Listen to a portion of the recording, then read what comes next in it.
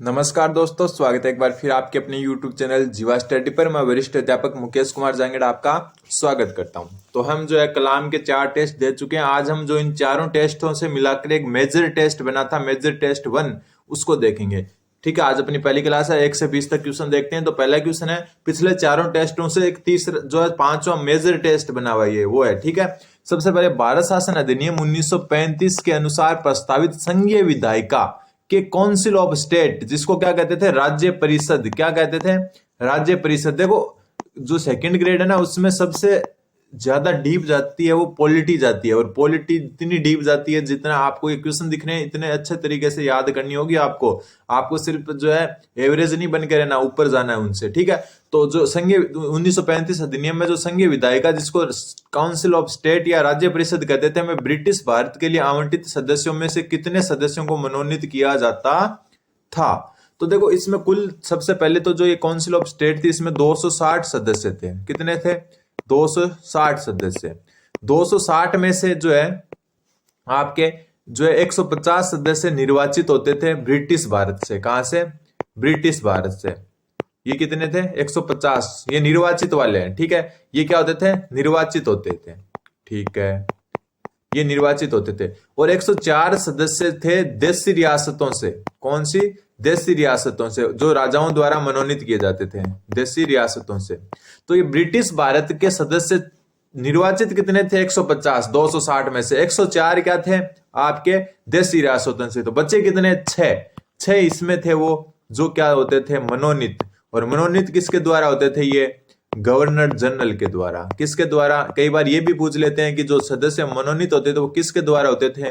तो governor general के द्वारा जो है मनोनीत होते थे। ठीक है, तो उत्तर क्या हो गया? ऑप्शन नंबर 2, ध्यान रखना। ठीक है, काउंसिल ऑफ स्टेट, जिसको राज्य परिषद भी कहते हैं, उसमें कुल 260 सदस्य थे, जिसमें से 150 ब्रिटिश भारत से थे जो निर्वाचित होते थे, और 104 देशी रियासतों से थे जो राजाओं द्वारा मनोनीत होते थे। तो 150 और 104 254 हो गए। तो बचे कितने? 6। वो 6 ब्रिटिश भारत के मनोनीत सदस्य थे। तो ब्रिटिश भारत से कुल 156 सदस्य हो जाते थे। ठीक है, तो 150 निर्वाचित और 6 मनोनीत।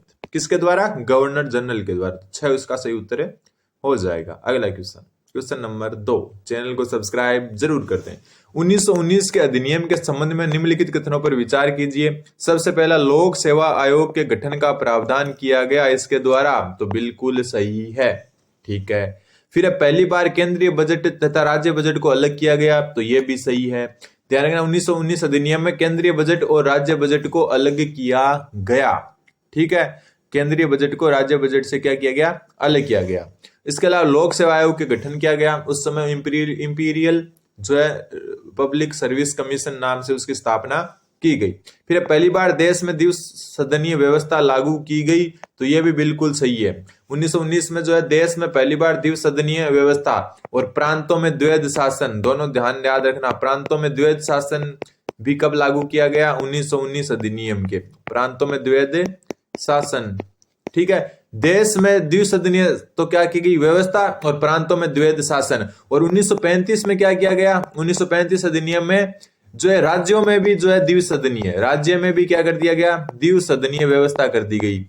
ठीक है, और केंद्र में द्वैध शासन। दोनों उल्टे हैं, ध्यान रखना। केंद्र में द्वैध शासन, ये चीज थोड़ी सी ध्यान रखना। 1919 में क्या किया गया? देश में द्विसदनीय और प्रांतों में द्वैध शासन। और 1935 में क्या किया गया? प्रांतों में द्विसदनीय और केंद्र में या देश में द्वैध शासन। तो उल्टा था ये। ठीक है, फिर चौथा है कि वायसराय की कार्यकारिणी के 6 सदस्यों में से 4 भारतीय होने का प्रावधान किया गया। तो ये गलत है भाई। क्यों? क्योंकि 8 सदस्य थे, उस 8 सदस्यों का प्रावधान किया गया, जिसमें से कम 3 भारतीय होने चाहिए। कम से कम 3, यानी कि 3, 4, 5, 6 कितने भी हो सकते हैं, लेकिन कम से कम 3 तो भारतीय होने ही चाहिए। तो ये प्रावधान किया गया था क्या? कि 8 सदस्य होंगे जिसमें कम से कम 3 भारतीय सदस्य होंगे। तो ये 6 नहीं होंगे, ना ही 4 सदस्य होने का प्रावधान। यहाँ 8 आएगा। 8 सदस्य होंगे जिसमें से कम 3 सदस्य, कम से कम 3 यानी कि 4, 5, 6 कितने भी हो सकते हैं। तो ये क्या हो गया? उत्तर हो गया चौथा, क्योंकि असत्य पूछा था। ठीक है, नीचे क्वेश्चन देखो, नीचे पूछा है, इसमें क्या पता कौन से सही है। तो चौथे के अलावा सब सही है। तो चौथे के अलावा सब सही है, तो ऑप्शन नंबर 4 हो जाएगा। तो चौथा गलत है। ठीक है, अगला क्वेश्चन, क्वेश्चन नंबर 3।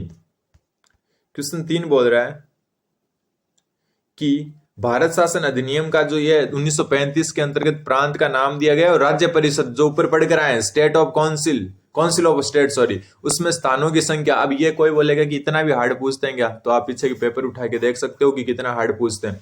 असुमेलित बताना है इसमें। तो सबसे पहले बंगाल में 20 सीटें थी, बिल्कुल। मद्रास में 20 सीटें थी, बिल्कुल। एक 20 सीटें और थी, एक जगह 20 सीट और थी, वो बताना है आपको। एक जगह 20 सीट और थी, देखते हैं कौन बताता है। कुर्ग में 1 सीट थी, बिल्कुल। कुर्ग में क्या थी, 1 सीट थी, बिल्कुल। ये तीनों के तीनों सही है। बिहार में 8 की जगह कितनी सीट थी, बिहार में 8 नहीं थी, बिहार में थी 16 सीटें। ठीक है, तो उत्तर हो गया ऑप्शन नंबर 4, क्योंकि असुमेलित पूछा है और असुमेलित हो गया 4, क्योंकि बिहार में जो है 16 सीटें थी, 8 नहीं थी। ठीक है, तो ये हो गया आपको क्वेश्चन बताना है। 20 सीटें बंगाल में मद्रास में तो थी, एक जगह और थी 20 सीटें, वो बताओ मेरे को। ठीक है, क्वेश्चन नंबर 4। क्वेश्चन 4 बोल रहा है भारत शासन अधिनियम 1935 के संबंध में निम्नलिखित कथनों पर विचार कीजिए और सत्य कथन बताना है। ठीक है, सबसे पहली बात, इस अधिनियम में ऐसे अखिल भारतीय संघ की स्थापना की जिसमें प्रांत और देशी रियासतों की इकाइयों को सम्मिलित किया गया। तो बिल्कुल ध्यान रखना, अखिल भारतीय संघ की स्थापना कौन से तहत, 1935 के तहत। हालांकि जो है इसका जो है निर्माण नहीं हो पाया क्योंकि देशी रियासतों से इसको बहुमत नहीं मिला था। ठीक है, तो अखिल भारतीय संघ की स्थापना का प्रावधान कौन से अधिनियम के तहत किया गया, 1935। इसके जैसा एक 1919 अधिनियम में आया था, नरेश मंडल या नरेंद्र मंडल, नरेश या नरेंद्र मंडल। तो ये इस जो है ध्यान रखना, दोनों चीजें एक जैसी सी थी। ठीक है, तो नरेश या नरेंद्र मंडल तो कौन से अधिनियम के तहत आया था, 1919 अधिनियम के तहत। और अखिल भारतीय संघ किसके तहत आया था, 1935, जिसमें देशी रियासतें और प्रांत शामिल थे, लेकिन ये देशी रियासतों के कारण बनने में असफल रहा था। तो अखिल भारतीय संघ 1935 में और नरेंद्र या नरेश मंडल 1919 अधिनियम में प्रस्तावित था। फिर अवशिष्ट शक्तियां गवर्नर जनरल को दी गई, तो ये भी बिल्कुल सही है। अवशिष्ट शक्तियों से मतलब है जो ना तो प्रांतों के अधिकार में आती है ना केंद्र के, जो बचे हुए विषय थे वो सारे गवर्नर जनरल को दे दिए गए।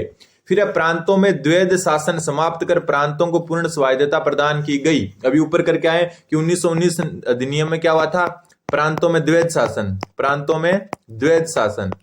ठीक है, प्रांतों में द्वैध शासन हुआ, इसको 1935 में जो है प्रांतों से तो हटा दिया और क्या है, केंद्र में द्वैध लगा दिया। ठीक है, केंद्र में द्वैध लगा दिया। तो प्रांतों से हटाया कब, 1935 में, और प्रांतों में लगा कब था, जो है 1919 में। यानी कि पहले ही प्रांतों में लगा, बाद में केंद्र में लगा था प्रांतों से हटकर। तो ये जो है ये भी क्या हो गया, सही हो गया। तो ऑप्शन 1, 2 और 3 तीनों सही है, तो ऑप्शन 4 इसका सही उत्तर हो जाएगा। अगला क्वेश्चन, क्वेश्चन नंबर 5। भारत में प्रत्यक्ष निर्वाचन की बात हो रही है। प्रणाली किस अधिनियम, जो शुरुआत किस अधिनियम के तहत की गई। तो एक चीज आपको थोड़ी सी क्लियर होनी चाहिए कि अपने जो है अधिनियम कौन कौन से है, 1919 और 1935 ही है सिलेबस में, मतलब उत्तर इन दोनों में से होगा। ये आरपीएससी की खासियत है कि अगर क्वेश्चन में मान लो कि ऑप्शन जैसे 1992 में भारत परिषद अधिनियम अपने नहीं है तो उत्तर नहीं हो सकता, 1909 का अधिनियम नहीं है तो उत्तर नहीं हो सकता, मतलब उत्तर 1935 और 19 में से होगा। तो प्रत्यक्ष निर्वाचन प्रणाली की जो शुरुआत है वो 1919 में हुई थी। ठीक है, और इसमें 10% भारतीय जनता को जो है भारतीय जनता को मताधिकार दिया गया था। हमेशा ध्यान रखना, आरपीएससी का ये एक रूल होता है कि वो सिलेबस से बाहर नहीं पूछते बिल्कुल भी। तो ये जो है क्वेश्चन, आप कुछ क्वेश्चन इस हिसाब से भी कर पाओगे। तो प्रत्यक्ष निर्वाचन प्रणाली की शुरुआत हुई 1919 में। ठीक है, इसमें 10% भारतीय जनता को क्या दिया गया, मताधिकार दिया गया। अगला क्वेश्चन, क्वेश्चन नंबर 6। क्वेश्चन 6 बोल रहा है कि किस अभिलेख में नाग भट्ट द्वितीय को परम भट्टारक महाराज धीराज की उपाधि का उल्लेख मिलता है। किस अभिलेख में नाग भट्ट द्वितीय की परम भट्टारक महाराज धीराज की उपाधि का उल्लेख मिलता है। तो ये डायरेक्ट याद रखना है आपको। तो कौन से अभिलेख में, बाकुला या बकुला अभिलेख में, कौन से अभिलेख में, बकुला अभिलेख में। तो नाग भट्ट द्वितीय की परम भट्टारक महाराज धीराज की उपाधि का उल्लेख बकुला अभिलेख में मिलता है। अगला question, question number 7। 7 number question बोल रहा है निम्नलिखित गुर्जर प्रतिहार शासकों का सही क्रम बताइए। निम्नलिखित गुर्जर प्रतिहार शासक है, इनका सही जो कालानुक्रम है वो बताना है आपको। तो देखो ऐसे क्वेश्चन आपको थोड़े से आराम से माइंड से करने पड़ेंगे। इसमें देखो सबसे पहले क्या होगा कि नागभट्ट प्रथम तो सबसे पहले आना है, इसमें कोई शक नहीं है। तो नागभट्ट प्रथम तो सबसे पहले आना है, तो नागभट्ट प्रथम पहले आएगा तो 2 नंबर पहले आएगा, तो ये ऑप्शन और ये ऑप्शन तो गए। ठीक है, हमेशा जो है ऐसे क्वेश्चंस को ऑप्शंस जो है उनके साथ साथ चलना चाहिए, क्योंकि नागभट्ट प्रथम है तो वो तो संस्थापक था एक प्रकार से गुर्जर प्रतिहारों का। ठीक है, तो मतलब पहला राजा था प्रतापी राजा, तो वो तो सबसे पहले आएगा। तो नागभट्ट प्रथम जो है 2 नंबर पर देखो, 2 नंबर जो है तीसरे और दूसरे में, तो मतलब पहला और चौथा ऑप्शन तो कट गया। अब जो है आपको एक ध्यान रखना है कि जो है दूसरे के बाद में देखो एक जगह तो आ रहा है तीसरा और एक जगह आ रहा है पहला। तो तीसरा तो क्या, वत्सराज। वत्सराज तो मिहिर भोज से जस्ट थोड़ा पहले था। तो ये 1 नंबर क्या आ रहा है, कुकुत। कुकुस्त क्या है, बहुत पहले था। वत्सराज से बहुत पहले था। तो ऑप्शन से ही पता चल रहा है ऑप्शन नंबर क्या हो गया, 2। मतलब सबसे पहले नागभट्ट प्रथम, उसके बाद कुकुस्त, कुकुस्त के बाद में वत्सराज आया था, वत्सराज के बाद में आपका जो है क्या आया, रामभद्र, और रामभद्र के बाद में आया मिहिर भोज। मिहिर भोज तो आपको बताइए सबसे लास्ट में हुआ था। तो ये उस हिसाब से जो है आप सबसे लास्ट का मतलब ये नहीं है कि उसके बाद में कोई नहीं हुआ, मतलब इन सबसे लास्ट में हुआ था, नाम से ही पता चल रहा है। अगला क्वेश्चन, क्वेश्चन नंबर 8, पुष्कर के वराह मंदिर का निर्माण किस शासक द्वारा करवाया गया।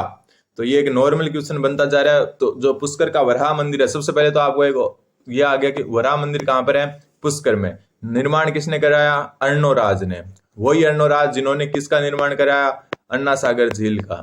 ठीक है, जिसने किसका निर्माण कराया, अन्ना सागर झील का। तो वही अर्णोराज है जिन्होंने पुष्कर में वराह मंदिर का निर्माण करवाया। विग्रहराज चतुर्थ ने जो है आपका संस्कृत विद्यालय, जिसको वर्तमान में 2.5 दिन का झोपड़ा बोलते हैं, उसका निर्माण करवाया था, ध्यान रखना।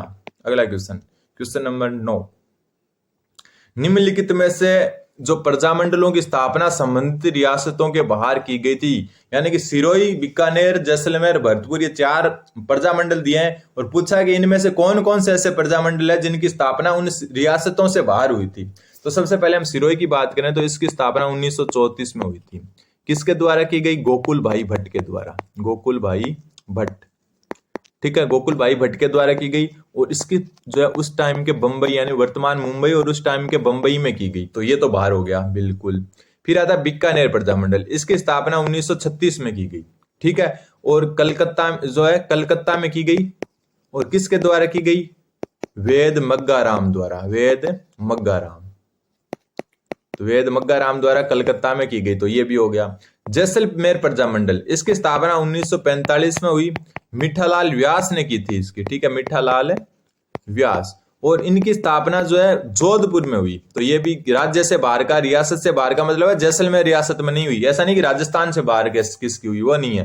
राजस्थान से बाहर का अलग क्वेश्चन बन जाता है। ये दोनों देखो राजस्थान से बाहर थे, ये राजस्थान में था लेकिन जो है बाहर हुई, जैसलमेर से बाहर हुई। ठीक है, जैसलमेर रियासत से। भरतपुर प्रजामंडल की स्थापना 1938 में किशनलाल जोशी ने की। किसने, किशनलाल जोशी ने। और इनकी स्थापना हुई रेवाड़ी है। कहां पर, रेवाड़ी, हरियाणा में। तो ये तीनों जो है चारों के चारों की आप देख सकते हो बाहर हुई थी, क्योंकि क्वेश्चन ये पूछा है रियासतों से बाहर हुई। तो रियासतों से सिरोही की मुंबई में हुई, बीकानेर की कलकत्ता में हुई, जैसलमेर रियासत से बाहर जोधपुर रियासत में हुई, और भरतपुर की हुई रेवाड़ी में, जो है राजस्थान से भी बाहर है। तो अगर क्वेश्चन ये होता कि राजस्थान से बाहर किसकी हुई, तो सिरोही, बीकानेर और भरतपुर हो जाता। लेकिन जैसलमेर की रियासत से बाहर हुई है और यहां से रियासत से बाहर पूछा है, तो चारों इसके क्या हो जाएंगे, सही उत्तर हो जाएंगे। तो ऑप्शन 1, 2, 3, 4 जो है आपके 3 नंबर ऑप्शन क्या हो जाएगा, सही हो जाएगा। अगला क्वेश्चन, क्वेश्चन नंबर 10। क्वेश्चन 10 बोल रहा है कि असुमेलित युग्म को छांटना है। तो सबसे पहले बीकानेर प्रजामंडल, भिकालाल बोरा, तो बिल्कुल सही है। अब देखो इन चीजों को तो आपको याद ही करना पड़ेगा। कोटा से मास्टर शंभुदयाल सक्सेना, तो ये भी सही है। मारवाड़ से कजोड़ देवी, गलत। क्यों, क्योंकि कजोड़ देवी आपकी मेवाड़ से थी। कहां से थी, मेवाड़ से। तो इसको भी ध्यान रखना, नाथ द्वारा ये मेवाड़ से संबंधित थी। करौली प्रजामंडल त्रिलोक चंद माथुर, तो ये भी क्या है, सही। और असुमेलित पूछा था तो ऑप्शन नंबर 3 इसका सही उत्तर हो जाएगा, क्योंकि जो कजोड़ देवी है ना, वो मेवाड़ प्रजामंडल या फिर नाथ द्वारा से संबंधित थी, ना कि मारवाड़ प्रजामंडल से संबंधित थी। ठीक है, इनका पूरा नाम था गंगाबाई कजोड़ देवी। अगला क्वेश्चन, एक मिनट, हाँ ठीक है। अगला क्वेश्चन, क्वेश्चन नंबर 11, मंत्रिपरिषद के बारे में असत्य कथन बताना है। ठीक है, मंत्रिपरिषद के बारे में असत्य कथन बताना है। सबसे पहले, मंत्रिपरिषद राज्य की विधानसभा के प्रति सामूहिक रूप से उत्तरदायी होता है। तो अपन माइनर टेस्ट 1 हुआ था, जो है 1 या 2 था ना, उसमें ये क्वेश्चन आया था, तो उसको हम क्लियर कर चुके थे कि मंत्रिपरिषद सामूहिक रूप से विधानसभा के प्रति क्या होता है, उत्तरदायी होता है। तो ये तो सही है, ठीक है। और जो केंद्रीय मंत्रिपरिषद है वो सामूहिक रूप से लोकसभा के प्रति उत्तरदायी होता है। फिर मंत्रिपरिषद के निर्णय सभी मंत्रियों के लिए मानना बाध्यकारी है, तो ये भी बिल्कुल सही है, पढ़ चुके अपन। फिर अविश्वास प्रस्ताव संपूर्ण मंत्रिपरिषद के विरुद्ध आता है, तो ये भी सही है।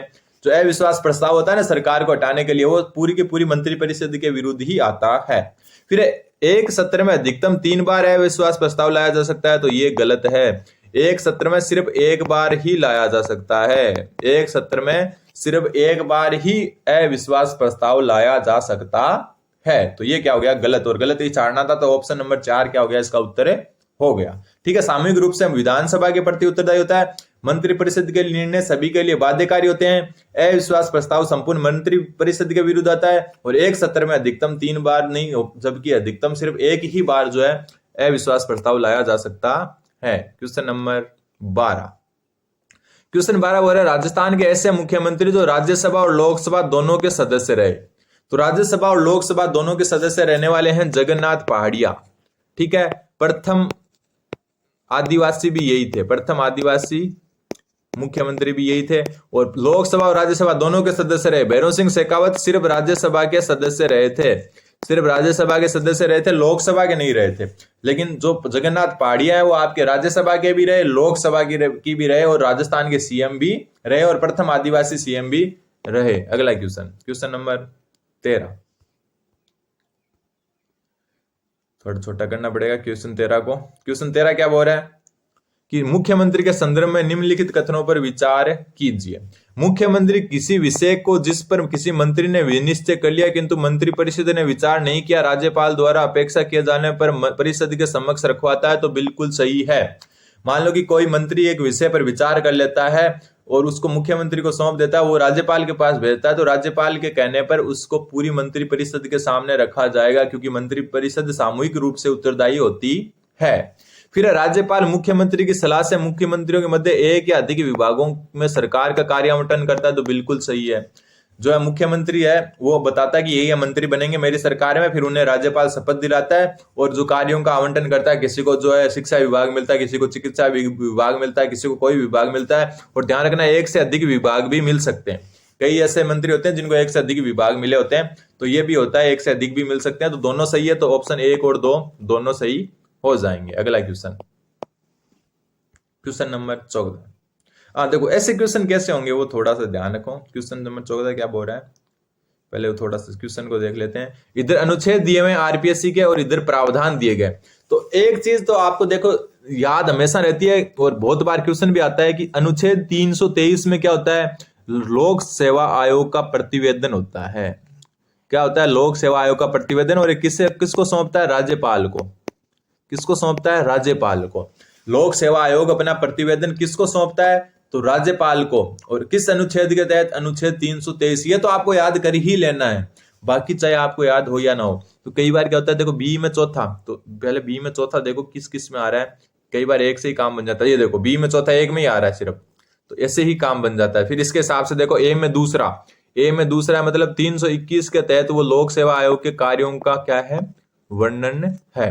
323 आपको पता ही है, प्रतिवेदन से संबंधित है। 17 से याद रखना, जो अनुच्छेद 317 मतलब खतरा है तो अध्यक्ष का निलंबन। 317 मतलब खतरे से क्या होगा, अध्यक्ष का निलंबन। ऐसे याद रखते हैं, स्टार्टिंग में चीजें ऐसे याद रखते हैं, मैंने खुद नहीं ऐसे याद रखी है। ठीक है, 323 में तो प्रतिवेदन होता है, इसका तो कोई शक ही नहीं है। 17 में खतरा मतलब अध्यक्ष का निलंबन, और फिर बचा हुआ जो है 322 वेतन एवं भत्ते। ठीक है, अगला क्वेश्चन, क्वेश्चन नंबर 15। निम्नलिखित में से राज्य लोक सेवा आयोग जो आरपीएससी है उसके कार्यवाहक एवं पूर्णकालिक अध्यक्ष रहने वाले व्यक्ति, मतलब ऐसे व्यक्ति जो कार्यवाहक अध्यक्ष भी रहे हैं और पूर्णकालीन अध्यक्ष भी रहे हैं, तो ऐसे व्यक्ति थे CR चौधरी। ठीक है, इसके साथ ही ये केंद्रीय मंत्री भी रहे हैं। क्या रहे हैं, केंद्रीय मंत्री भी रहे हैं। ठीक है। एस के घोष प्रथम अध्यक्ष क्या थे? ये प्रथम अध्यक्ष थे। ठीक है। प्रथम कार्यवाहक कौन थे? प्रथम कार्यवाहक थे एल जोशी, ये भी आपको बताना चाहिए। प्रथम अध्यक्ष एस के घोष, प्रथम कार्यवाहक एल जोशी। सीआर चौधरी जो केंद्रीय मंत्री भी रहे, कार्यवाहक अध्यक्ष भी रहे, पूर्णकालिक अध्यक्ष भी रहे। एन के बेरुआ क्या थे? सदस्य भी रहे लोक सेवा आयोग के और सचिव भी रहे। आयोग के सचिव और सदस्य रहने वाले कौन थे? एन के बेरुआ। एस डी उज्जवल जो है ये सदस्य भी रहे और राजस्थान के जो है मुख्य सचिव भी रहे। ये क्या रहे? मुख्य सचिव भी रहे। तो इस हिसाब से जो है आपको पता होना चाहिए। अगला क्वेश्चन, क्वेश्चन नंबर 16। क्वेश्चन 16 बोल रहा है असंगत को छांटिए। ये चीजें बहुत अच्छे से पढ़ चुके हैं अपन। असंगत को छांटिए। हरिश्चंद्र माथुर समिति 1963, तो बिल्कुल सही है। सचिवालय पुनर्गठन समिति 1969 होगा ये। और किसके में? मोहन मुखर्जी। पिछला जो टेस्ट आया था उसमें ये क्वेश्चन अलग टाइप से आया था, मोहन मुखर्जी। तो सचिवालय पुनर्गठन समिति मोहन मुखर्जी की अध्यक्षता में 1969, तो यही गलत हो गया, ऑप्शन 2 सही हो जाएगा। बनोद समिति 1992, राजस्थान प्रशासनिक सुधार आयोग 1999, जिसके अध्यक्ष कौन थे? जिसके अध्यक्ष थे आपके राजस्थान के सीएम रह चुके हैं, उस टाइम नहीं थे जब अध्यक्ष थे, उससे पहले सीएम रह चुके शिवचरण माथुर। कौन? शिवचरण माथुर। ठीक है। तो ये थी पूरा जो है सचिवालय पुनर्गठन समिति जो है इसका असंगत है, हो जाएगा। Question number 17। क्वेश्चन 17 है कि निम्नलिखित में से राज्य के मुख्य सचिवों का सही कालानुक्रम बताओ। वापस ऐसा क्वेश्चन आ गया, और ऐसे क्वेश्चन एग्जाम में आ जाते हैं तो फिर अपन कंफ्यूज हो जाते हैं। लेकिन एक छोटी सी चीज आपको बाहर निकाल सकती है कि आपको वर्तमान पता होना चाहिए। वर्तमान कौन है? सुधांशु पंत है। मतलब सबसे लास्ट में तो चौथा ही आना है। ठीक है, सबसे लास्ट में तो चौथा ही आना है। तो देखो सबसे लास्ट में चौथा 2 में है, सबसे लास्ट में चौथा किसमें? इन 2 में। अब क्या करें? लेकिन ध्यान रखना जो अशोक गहलोत थे ना अपने से पहले, उसमें निरंजन आर्य थे।